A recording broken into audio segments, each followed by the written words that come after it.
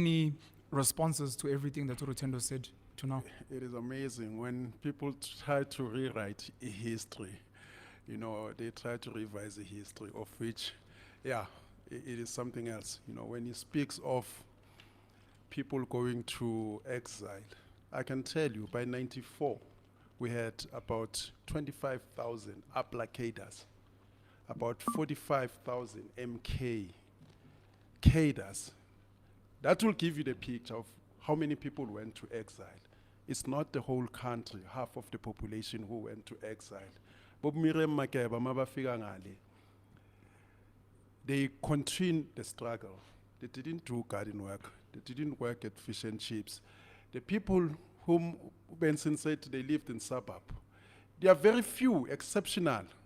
Few people in leadership where they lived in Zambia, like Abu Oliver Tambo lived in Zambia. But the rest of their comrades and cadres, they were living in Kuma camps in horrible conditions. Hence, they protested. Hence, the MK killed more of their own than apartheid government killed Umkhonto weSizwe, because they were protesting, saying, when are we going back to South Africa and fight? You cannot be living here, Guma camps. The situation is horrible. That's why I think in Tanzania, if I'm confusing in Tanzania and Uganda, they killed 17 PAC of members because they were saying, we cannot live here, under these circumstances. They were protesting. They were shot. That's why Kebi Mapaswe was shot. He was running away from those horrible conditions. So when Benson said that we went that side, we are not in that number. And I can tell you, the question of immigration in South Africa, it starts as early as about 1800, when they discovered gold, when they took our land. These multinationals, Cispanabo, Dutch East India companies, and all the companies that came after them. So the Zulus in KZN would not work the farms that they used to own. That's why they brought in the Indians. People in the Northwest, they could not work the mines that they used to own. They said, no, we're not working, because this used to be my mine. How dare, you enslave me now as an employee? Guess who they brought in? They brought in foreigners from Botswana land, from Rhodesia, and that agreement with those governments, it continued even after they had a liberation. That's why you'll find a president like Mugabe, he said you won't be a frontline state. Actually, he hated the ANC with passion. He even fought Joshua Nkomo, saying that they must get rid of the MK military soldiers. So Puza did the same in 1982, because they were looking after their interest. Same as the people of Lesotho in 1985. They were looking after their interest. They said, no, South Africans must go. That's why people like Chris Hani, they were betrayed. Chris Hani was arrested in Botswana because Botswana, post-liberation, they were looking after their own interests because, of course, they depended on South Africa and other things because they are a landlocked country. They needed, to go to the harbor and all that. But they looked after themselves. They put themselves first. Zambia did the same. Zimbabwe did the same. And South Africa today is saying, you know what? Guys, we've been supportive. We've accommodated you since the 1800s. And mind you, South Africans, they never said, people from Zimbabwe, Lesotho, they are traitors, even though they were traitors. Because if I'm on strike and I refuse to work, you bring in replacement labor to work. What is that? But we accommodated that. That's why I'm going to tell me it was bad. Those who wanted, to stay behind post their liberation, they stayed. Those who wanted to marry our sisters, they married our sisters. But we're saying post-1994, that, arrangement cannot happen, where we must carry the burden of other countries. Zimbabwe must take care of its own. Yes, we can support them, when it comes to trade, certain things like about Jubilee 2000, I think it was about Ngonkulu Ndungwana, they were going to United Nations saying, cancel the debt, don't impose sanctions.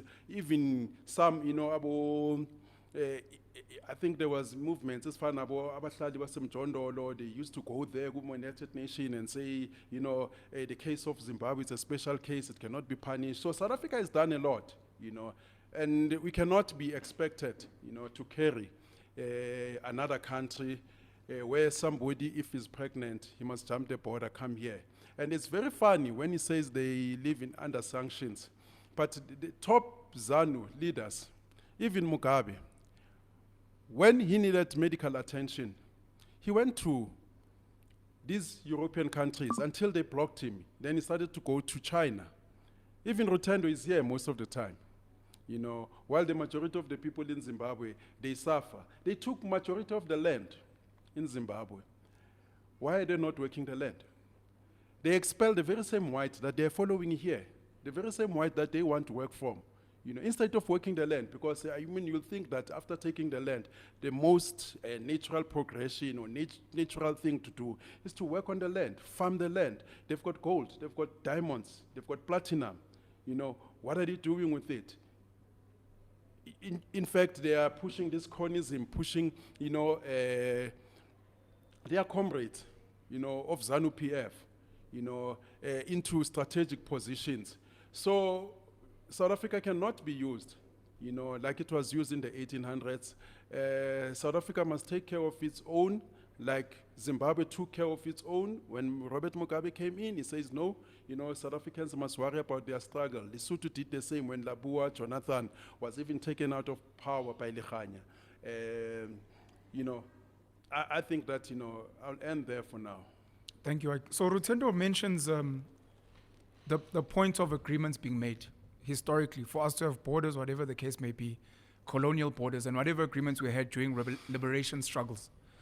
I'd like to hear your thoughts on who should be having these conversations now, because his request is we should be doing the same, having agreements of we will take care of Zimbabweans or other foreigners that want to come here if they have adverse situations at home. The question for me is who should be having these conversations, because there were clearly certain individuals and groups in the past that made certain agreements.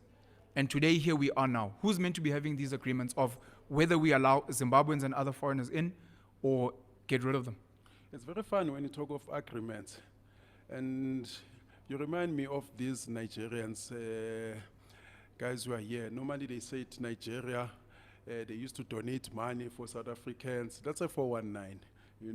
They must produce paperwork. Even Rutendo speaks of billions that he cannot prove. There are no receipts, there are no paperwork. It's easy to mention billions and agreements that they've made, with the ANC. And remember, this country don't only belong to the ANC. There's so many people who fought for the liberation of this country. There's the BCM, there's the PAC, and South African people, if there were agreements, they were never consulted. But, nevertheless, we're saying, as countries, we can trade with Zimbabwe. As much as we play soccer now, we play with Zimbabwe as like South Africa versus Zimbabwe. Even with trade, somewhere we'll compete with them, but they cannot, overburden us. With the population of Zimbabwe, all of them coming here, out of 14 plus million, half of them, they are here. We're saying it's too much. We cannot cope, Who's meant to make these decisions? The decision about? About whether they should be here or they should leave. The government of the day must make those decisions. You cannot just welcome anyone. Our labor laws, our immigration laws must still be adhered. Same as Zimbabwe.